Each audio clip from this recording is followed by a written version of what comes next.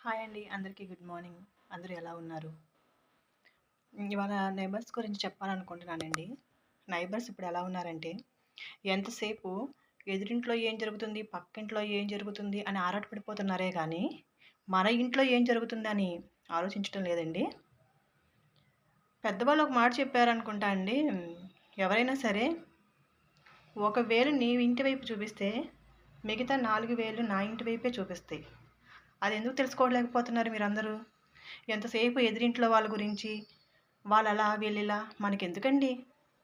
మన పనేదో మనం చూసుకుంటే సరిపోతుంది కదా! ఆడవాళ్ళ మీద నిందలు వేయడం, ఎవరితో మాట్లాడకుండా ఉంటున్నారండి? మీరు అమ్మాయిలతో, అబ్బాయిలతో మాట్లాడకుండానే ఇంతకాలం గడిపేశారా? మనం గడిచిపోయామని ఎప్పుడు మాట్లాడుకోకూడదండి. ఎదుటి వాళ్ళ మీద నిందలు అస్సలు వేయకూడదు. ప్రతి మహిళను గౌరవించండి. వీలైతే మంచి మాటలు చెప్పండి. అంతేగాని ఎంతసేపు ఎదుటి వాళ్ళ మీద బురద జల్లాలని మాత్రం ఎప్పుడు చూడకండండి. మనం మాట్లాడే మాట చాలా పొదుపుగా ఉండాలి. మాట పదునైంది. చాలా పొదుపుగా మాట్లాడితే అది ఎంతవరకు బాగుంటుందంటే, మనకు గౌరవాన్ని పెంచాలి మనం మాట్లాడే మాటలు. అంతేగాని ఎదుటి వాళ్ళని కించపరిచేలా మాట్లాడితే, అవతలి వాళ్ళకి కూడా మీరనే హక్కు ఇచ్చినట్టే. మీరు వాళ్ళనంటే వాళ్ళు మిమ్మల్ని అనరనుకుంటున్నారా? ఆలోచించండి ఒకసారి.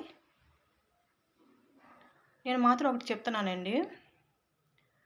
నేను వింటున్నాను. చాలా వరకు చాలా మంది దగ్గర వింటున్నాను. ఎవరైనా సరే మహిళల్ని అగౌరవంగా మాట్లాడినా, వాళ్ళ మీద నిందలు వేసినా, అసభ్యంగా ప్రవర్తించినా, ఈసారి వాళ్ళ పేర్లు మాత్రం నెక్స్ట్ వీడియోలో బయట పెడతానండి. గ్యారెంటీగా బయట పెడతాను. ఎందుకంటే నేను చూస్తూనే ఉన్నాను. వాళ్ళు అంటూనే ఉంటున్నారు. చాలామందిని అంటున్నారు. ఒకరినని కాదు.